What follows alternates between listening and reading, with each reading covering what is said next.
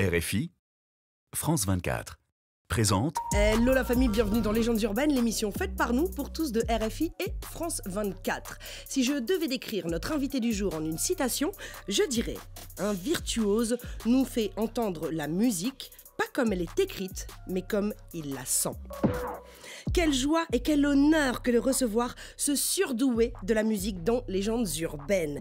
Personnage atypique qui, grâce à son talent de pianiste, a réussi non seulement à se faire respecter, que dis-je, admiré dans le très sélect et élitiste monde de la musique classique, tout en refusant de s'y laisser enfermer. Ouverture d'esprit, de composition et d'horizon, il ne... Fais pas trop des comparaisons. Et va là où les mélodies le mènent. Alors il surprend en étant aussi à l'aise sur la scène du Montreux Jazz Festival qu'en studio avec Kobalade, Leilo, Maes, Medine, Dino, Silla, Gaël Faye et j'en passe bon nombre d'ailleurs. Incroyable parcours qui est celui d'un enfant du bendo qui a toujours pensé que... C'est mieux vu d'en haut. Ouais, et même s'il est issu d'une banlieue lilloise où parfois... De voir ça s'entretue pour des lobes. Il ne s'est jamais découragé et a persisté en disant depuis le début que quoi qu'il arrive, il faut avancer. Il cumule à ce jour 6 singles d'or, un single platine et plus de 70 millions de streams. Et les amis, je tiens à vous rappeler que c'est un pianiste, c'est pas un rappeur, donc ça calme. Bref, il peut donc clairement clamer. Je suis partout dans les tops. Ouais, mais aussi... Ouais. On t'a cramé, on a vu les grilles. Y'a pas de galère. Et ouais mon ami. Comme le disait Jean Cocteau, le virtuose ne sert pas la musique, il s'en sert. En d'autres termes, Le piano n'assassinera jamais le pianiste. actuellement en promo de son album Planète Gold, c'est dans les studios de RFI France 24 qu'il a accepté de venir raconter son incroyable histoire. La famille, juste pour vous, Sofiane Pamar, écoute ça. Nous sommes transportés dans une autre dimension, dans un univers fait non seulement de paysages et de sons, mais aussi d'esprit. Bon, c'est le moment où il faut être attentif. Juliette Fievet et ses invités vont vous raconter leur légende urbaine.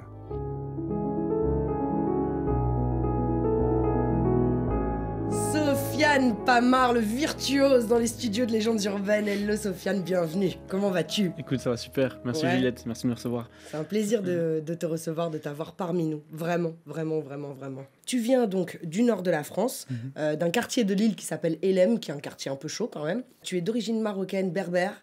Et en fait, tu es issu d'une troisième génération d'immigrés. Ton grand-père, en fait, était mineur et il a immigré en France pour travailler dans les mines. Alors, tu peux nous parler un peu de ce contexte? En fait, il y a eu plusieurs générations de cultures d'immigration qui sont venues dans le nord de la France pour travailler les mines.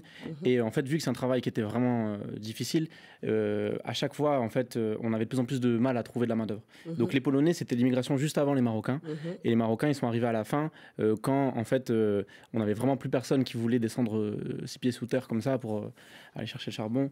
Et donc, ils ont été recruter la main-d'œuvre marocaine. Drame, en plus, puisque ton grand-père, paix à son âme, décède dans les mines, coup de grisou. On parle de coup de grisou. Il y a beaucoup de gens qui ne savent pas vraiment d'où vient cette expression, mais coup de grisou, en fait, c'est une explosion de gaz dans les mines. Et du coup, ton entourage me dit que cette histoire, l'histoire de ton grand-père, a vraiment, vraiment conditionné ta façon d'être, ta détermination et le fait d'aller toujours, toujours plus loin. Aujourd'hui, je vis du piano et j'ai beaucoup de chance, tu vois. C'est que si jamais mon grand-père il a fait pas tout ce qu'il a fait pour ma famille, jamais je pourrais aujourd'hui être là à parler de ma musique et à pouvoir vivre de ça. Et donc ça, c'est un truc que j'ai tout le temps en tête à chaque fois et qui me... C'est ce qui donne du sens en fait à ce pourquoi je fais du piano. Je fais pas juste du piano parce que je fais de la musique, tu vois. C'est aussi parce que pour moi, il y a un sens plus profond, plus lié à l'histoire de ma famille. Ta maman, c'est à l'âge de 4 ans qu'elle te met au piano suite, en fait... je sais pas, je crois que t'es tombé amoureux de la mélodie du parrain, c'est ça? J'ai vu ça dans une interview. Bah, en fait, je m'amusais à reprendre les musiques que j'entendais, donc les musiques de films. Il y avait la musique du parrain, notamment, qui avait un peu bluffé tout le monde. Du coup, de là, ma mère, elle s'est dit, il a sûrement un truc, il faut que je le mette à l'école de musique. Et donc, c'était le conservatoire. Et c'est comme ça que j'ai commencé, moi, en tant qu'aîné. Et après, du coup, j'ai entraîné mon frère et ma sœur là-bas aussi. Il y a un artiste que tu aimes beaucoup, qui avait une question à te poser. Salut Juliette, salut Sofiane, salut à tous la famille. Alors voilà Sofiane, j'ai une question pour toi. qu'est-ce qui t'a motivé à te mettre au piano et à devenir un pianiste comme ça? Quelle surprise. Eh ben, déjà, j'attends qu'on bosse ensemble. Donc il faut 30% absolument qu'on fasse un truc. pour légendes urbaines. Ça, c'est. Hein, Julien? On est d'accord? Non, mais l'histoire, elle peut se faire de ce plateau, tu vois. Parce Ah qu'en bah. plus, on n'a pas encore eu l'occasion avec Soupling, alors que je kiffe trop son œuvre. Il Je est très sais, ouais. mélodieux. Enfin, non, c'est trop fort. Incroyable. Bravo. Et le piano, pour moi, c'était le roi. Pour ma mère aussi, c'était le roi des instruments. Et aussi parce qu'en fait, je sentais que le piano, c'était quelque chose qui pouvait aller partout. Peu importe ce que tu veux faire comme style de musique, le piano, il peut s'intégrer. La route a dû être longue. Quelles sont les pires épreuves que tu as eu voilà, à rencontrer, auxquelles tu as dû faire face? Parce que c'est vrai que, comme la danse classique, tu vois, je trouve que ce sont des milieux qui sont hyper fermés, hyper élitistes. Donc, tu as dû morfler. Et pourquoi? La première difficulté, c'est déjà avoir l'impression que tu dois faire les choses comme ça et pas autrement. Et ça, c'était un truc, moi, j'aimais pas ça, tu vois. Donc, j'avais vraiment envie de faire les choses comme ma tête. Et donc, j'avais l'impression que c'était un conflit un peu des tête-à-tête de personnalité. J'ai l'impression, eux, ils veulent que je fasse comme ça. Moi, j'ai pas envie de faire comme ça, mais en même temps, j'ai pas envie de me faire virer non plus. Du coup, j'essaie de trouver des techniques pour que ça passe quand même. Et puis après, forcément, t'as un peu les trucs mais c'est pas une vraie difficulté, c'est pas une vraie galère. Moi, j'ai pas eu de galère sur mes origines par rapport au conservatoire. Au contraire, ça me distinguait un peu.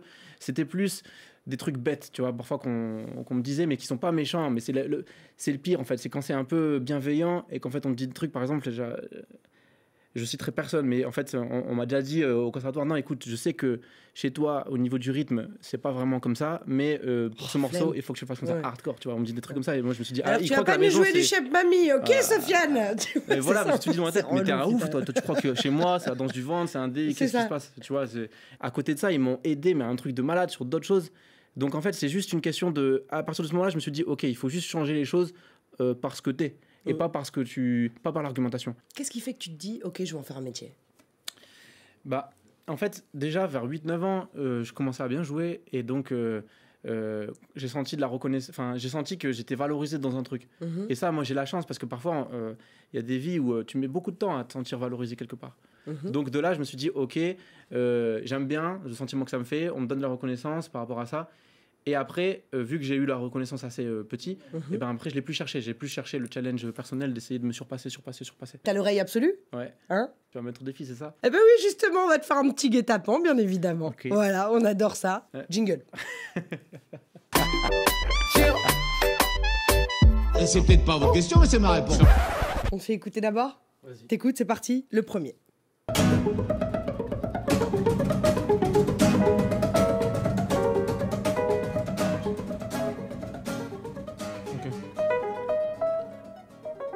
Ok.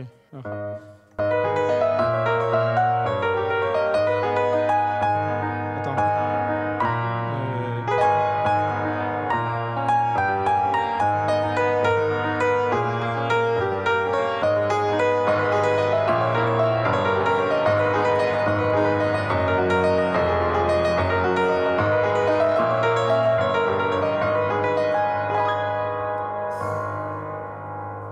La classe ou pas?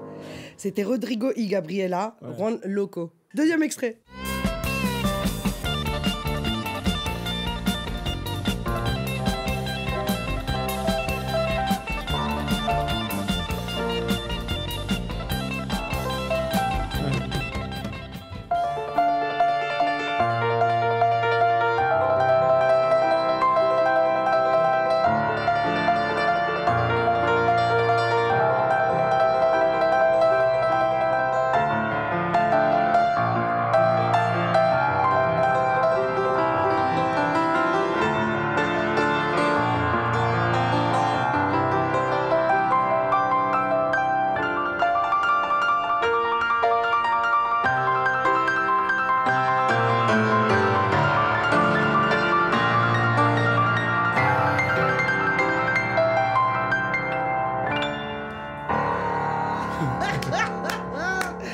Ah la dinguerie, impressionnant. T'es beaucoup en freestyle, t'es beaucoup en impro, souvent? Ouais, je prépare rien.